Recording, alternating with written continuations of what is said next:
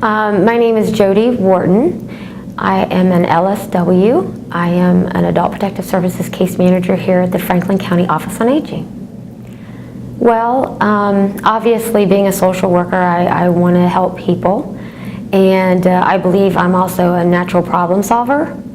And so I grew up in a family with a lot of grandparents and great-grandparents, and just having a lot of relationships with them and being around them a lot, I really earned a sense of just respect and responsibility. So when I became a social worker and knew that geriatrics was a field that I could go into, I was naturally, obviously, interested in doing that, and wanted to get involved and wanted to help with the vulnerable population of the elderly here in Franklin County.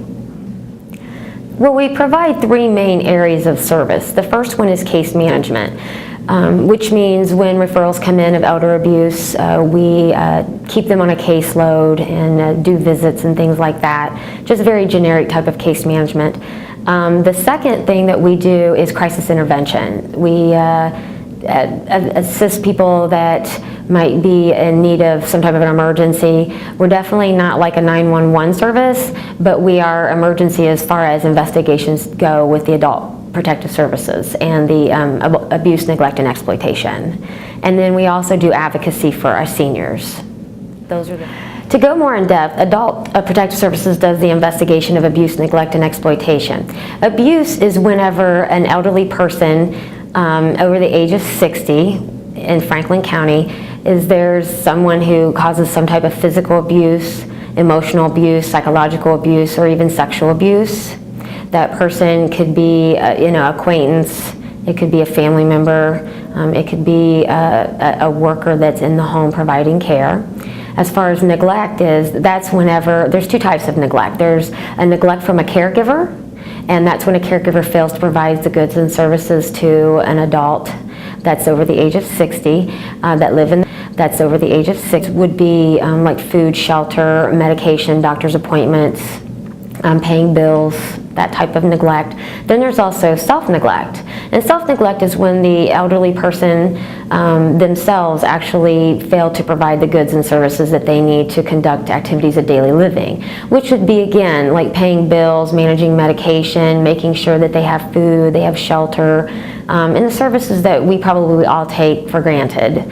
But there are seniors out there that have difficulty being able to meet those needs. And then the last one is financial exploitation. And that's whenever a caregiver will take advantage of a senior as far as their finances go. And this could be power of attorneys, it could be checkbook, changing of wills, it could be stealing money actually in the homes. A lot of exploitation goes on with banking. So it could be a lot of different financial exploitation circumstances surrounding that. But those are the three main areas that APS does investigate. Well, social workers in APS wear a lot of many hats. But the first one that we do is we obviously investigate the allegations of abuse, neglect, and exploitation. And we do this by going out in the community. We make home visits to our seniors that have been alleged victims. We do face-to-face interviews.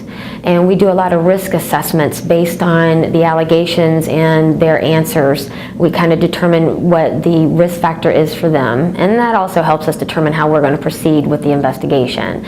Sometimes there's emergencies and sometimes there isn't. We also make referrals and link seniors to community resources, such as the Franklin County Office on Aging, COAAA, mental health networks. So there's a lot of community agencies that we rely on to assist us when we do these assessments.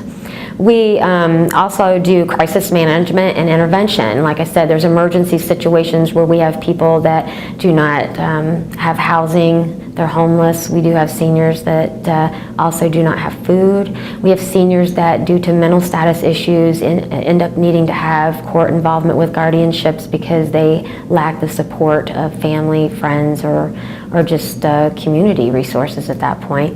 We also advocate for seniors and make sure that we allow them to have their rights to self-determination. We want to make sure that they participate in our investigation, they're a part of that, and we try to respect their self-determination when we do get involved.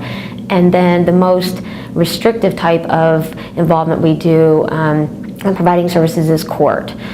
We can ask for guardianships, we can ask for conservatorships, and we can also ask for APS protective orders if needed. In general, I would say protecting seniors' rights.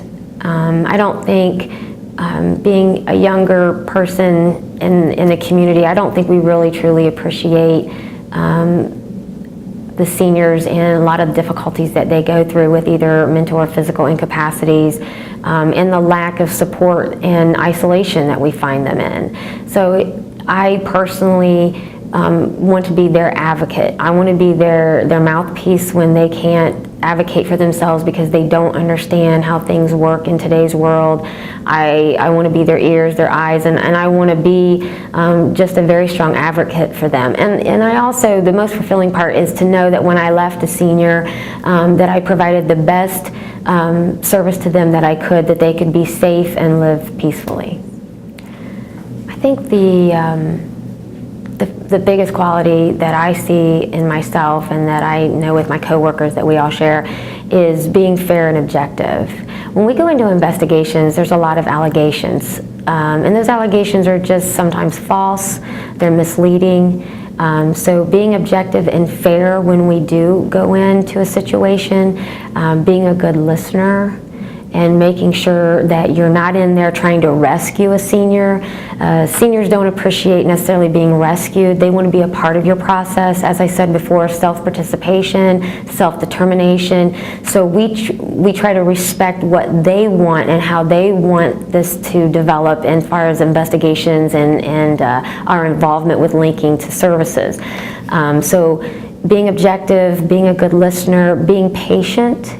You encounter a lot of seniors that have some incapacities, and so, home visits can be very long. And, the rewards, though, of being patient and being in there and being sympathetic and empathetic and all those great qualities and listening is that you actually do get to know those people and you get an idea of what they want out of life and where they want to see their life being directed to, and giving them the opportunity, even though they might have some incapacities, to still be in charge of their life, and letting them guide you and be respectful of that is the most important qualities I would say.